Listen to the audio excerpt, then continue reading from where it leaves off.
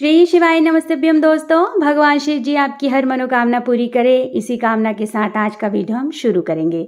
दोस्तों, आने वाले करवा चौथ की सभी मेरी प्यारी माताओं बहनों को ढेर सारी शुभकामनाएं। आज इस वीडियो में आपके साथ शेयर करने वाली हूँ चंद्र देवता के पूजन की संपूर्ण सामग्री।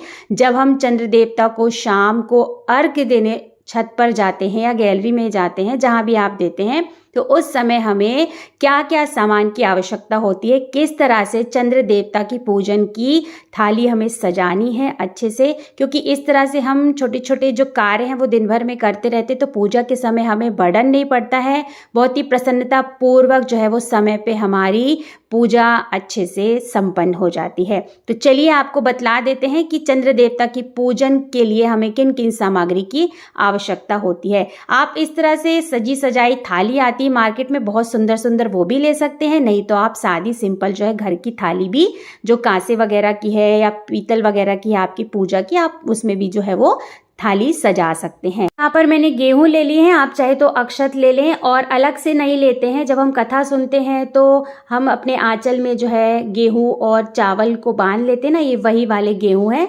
तो यहाँ पर मैंने वही गेहूं लिए हैं और थोड़े से अक्षत ले लेंगे। अक्षत मतलब बिना टूटे हुए चावल, जिसके बिना पूजा नहीं होती है, तो अक्षत भी आप ले सकते हैं।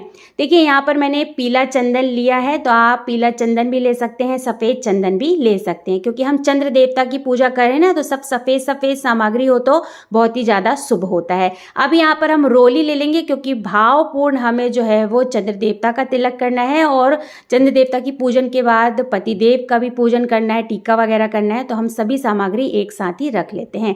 साथ ही साथ हमको यहाँ पर थोड़ी सी मौली रख लेनी है। भावपूर्ण हम चंद्र देवता को वस्त्र धारण करेंगे और फिर उसके बाद पतिदेव की कलाई में भी जो है वो हम मौली बांधेंगे। तो इस तरह से मौली रख लेंगे। आपके पास अगर पुष्प हैं तो आप पुष्प अवश्य रखिए, हो सके तो सफ़ेद पुष्प जो है वो अवश्य रखिए। अगर मिल जाते हैं तो, नहीं मिलते हैं तो कोई बात नहीं। अब यहाँ पर एक मिट्टी का दिया तैयार करना है, तो मिट्टी का ही दिया हमको तैयार करना है। कोई स्टील पीतल का हमें दिया नहीं लेना है, क्योंकि इस दिए को हमें चंद्र देवता की जहाँ पूजन करेंगे हमें वहीं छोड़कर आना होता है, हम साथ में लेकर नीचे नहीं आते हैं। ठीक है, तो मिट्टी का दिया ही आपको तैयार करना है। साथ ही साथ हम धूप बत्ती रख लेंगे, माचिस रख लेंगे।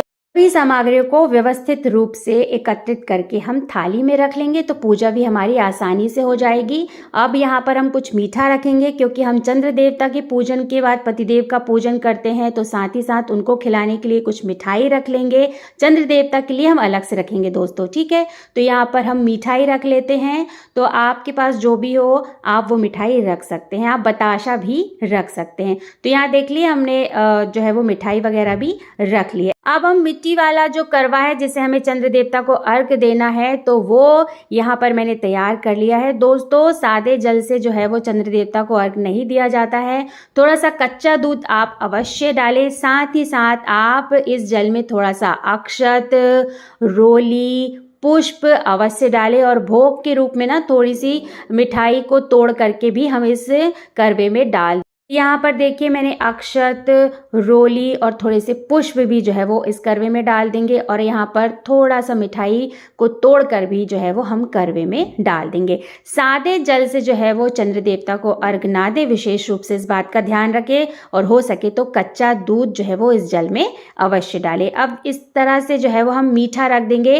इस करवे के ऊपर जो हमने मीठा रखा है वो चंद्र देवता के लिए रखा है, उनको भावपूर्ण जो है वो भोग अर्पित करेंगे। और इस मिठाई को हमें ना खुद ग्रहण करना है और ना ही प्रसाद के रूप में किसी बच्चे को, बड़े बूढ़े को, किसी को भी हमें नहीं देना है। मतलब प्रसाद के रूप में हम इस भोग को जो है वो नहीं देंगे, हम छत पर ही जो है इसे छोड़कर आ जाएंगे। कुछ पक्षी वगैरह आएंगे तो वो दोपहर को या सुबह खा लेंगे। तो देखिए इस तरह से हम यहाँ पर जल भी रख लेंगे, क्योंकि हम चंद्र देवता के पूजन के बाद, पतिदेव का पूजन करने के बाद, उनको मीठा वगैरह खिलाने के बाद हम वहीं पर जो है वो पारण करते हैं। तो पतिदेव के हाथों से जो है वो हम पानी ग्रहण करेंगे और व्रत का पारण हम वहीं पे करेंगे। तो हम जल भी यहाँ पर अलग से रख लेते हैं। चौथ के चांद को डायरेक्ट आंखों से नहीं देखा जाता है। तो बहुत सारे घरों का रिवाज है कि चलनी से चांद को देखा जाता है, और चलनी से चांद को देखने के बाद इस चलनी को हम रखते नहीं हैं, फिर तुरंत हम चांद को देखने के बाद अपने पतिदेव का चेहरा देखते हैं। तो उसको हमको रखना नहीं है, आपने चांद को देखा और तुरंत आपको फिर पतिदेव के चेहरे को देखना है, ठीक है। तो इस तरह से चलनी हम रख लेंगे। अगर आपके यहाँ रिवाज है चलनी से चांद को देखने का तो आप चलनी जो है वो अवश्य रखिए। देखिए हमारे यहाँ जो है वो चौथ के चांद को डायरेक्ट नहीं देखा जाता है, इसलिए हम विशेष रूप से यहाँ पर चलनी जो है वो रखते हैं अवश्य रूप से। तो यहाँ पर देखिए मैंने सारी सामग्री जो है वो एकत्रित करके थाली में सजा ली है।